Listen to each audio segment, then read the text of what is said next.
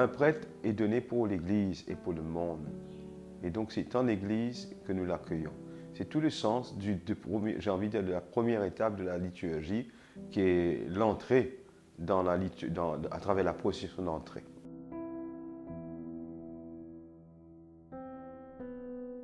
L'appel, c'est quoi? Dieu appelle, c'est Dieu qui appelle. Et tous ceux qui ont répondu à l'appel, comme prêtres, religieux, religieuses ou comme baptisés, laïcs, envoyés dans une mission, nécessitent une réponse. Mais nous savons que l'appel de Dieu passe à travers les personnes et que l'Église a comme mission d'authentifier cet appel. Le cardinal demandera au supérieur du séminaire de Nantes, c'est lui qui accompagnait l'équipe des prêtres du séminaire de Nantes, le supérieur va présenter Yudesh en lui disant cette formule: Père, la Sainte Église vous présente son fils Yudesh pour que vous leur donniez à la charge de prêtre. Et l'évêque va lui demander: savez-vous s'il a les aptitudes requises? Et c'est là que le supérieur va présenter le cheminement de Yudesh. Mais il y a aussi des laïcs qui ont cheminé avec Yudesh pendant ces 6, 7, 8 dernières années. Et ces laïcs ont été consultés, ces chrétiens qui ont été témoins de son histoire, de son appel, de la maturation de ce chemin qu'il a fait. Donc on va sans doute écouter un témoignage d'un chrétien ou d'une chrétienne au cours de cette célébration.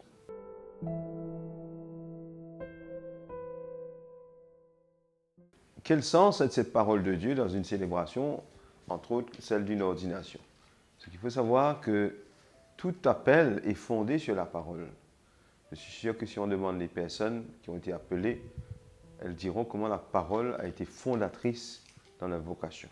Tout appel donc est fondé sur la parole de Dieu et toute vocation s'enracine vraiment et se déploie que s'il y a cette relation profonde qui est tissée avec la parole du Seigneur.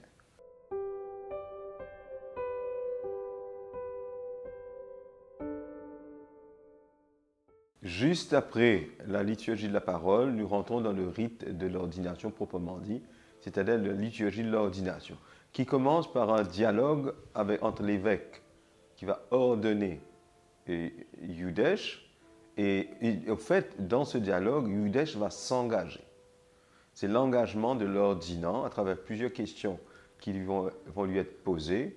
Veux-tu? Veux-tu? Oui, je le veux.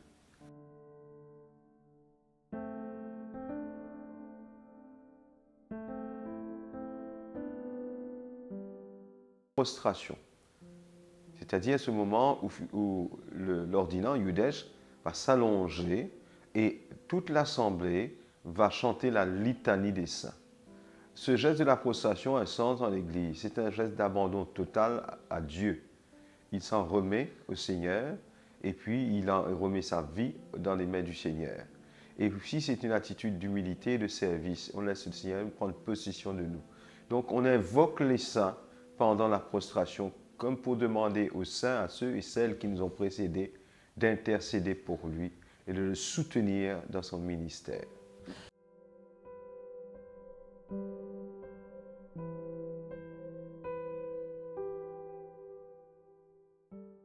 Oui, ce rite est un rite très ancien dans l'Église qui symbolise que par l'imposition des mains, cette personne est choisie, appelée, consacré.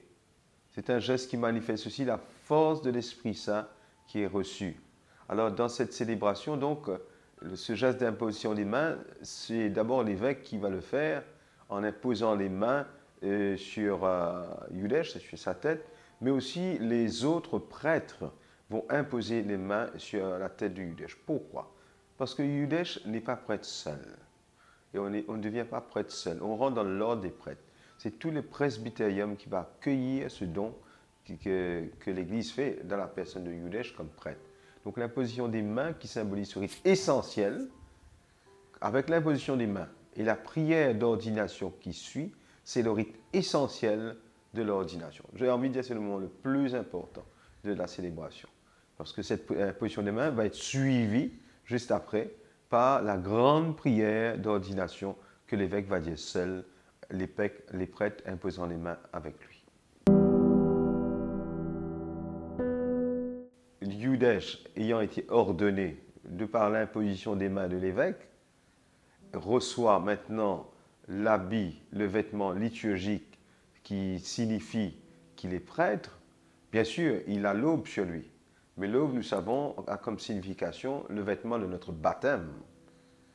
Mais il va revêtir d'abord l'étole et la chasuble, qui sont les vêtements liturgiques du prêtre qui signifient pour célébrer l'Eucharistie. Le prêtre est appelé à offrir dans l'Eucharistie chaque jour le pain et le vin qui vont devenir pour nous le corps et le sang du Christ.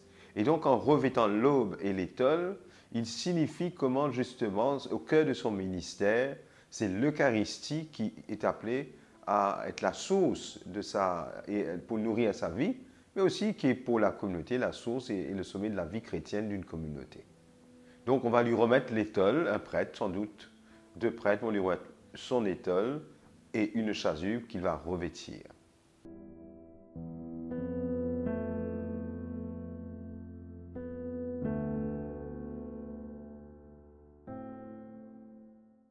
Le prochain rite qui suit, c'est l'onction du Saint-Crème. Nous savons que le Saint-Crème, c'est une huile qui a été bénie par l'évêque le jour de la messe chrismale et que cette huile est utilisée pour le baptême, pour la confirmation et pour l'ordination presbytérale.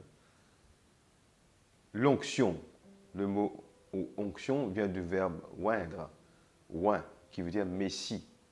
Et dans la Bible, il y a une grande tradition, lorsqu'on oint quelqu'un, on fait l'onction du quelqu'un et qu'on verse de l'huile sur la tête de quelqu'un, c'est comme pour montrer que cette personne est consacrée et choisie.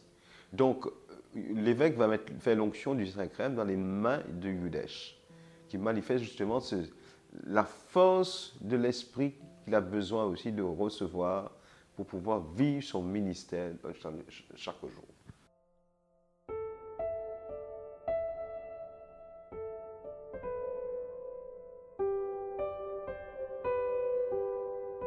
L'évêque va remettre à Yudesh la patène et le calice. La patène porte l'hostie, le calice porte le vin.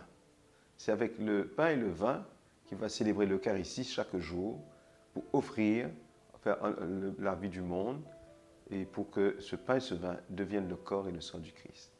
Alors donc, il recevra la patène et le calice avec lequel il est appelé à célébrer l'Eucharistie chaque jour.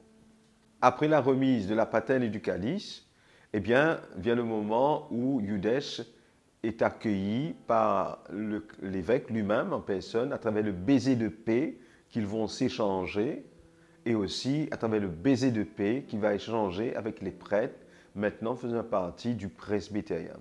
C'est un temps de joie, on va chanter un Gloria, laisse-moi le gourmandier, bref, un chant d'action de grâce pour bien montrer qu'on est content de l'accueillir dans le presbytérium. Donc il va partager la paix avec ses frères prêtres qui vont l'accueillir. Et tout de suite après, donc, nous passons dans la liturgie de l'Eucharistie.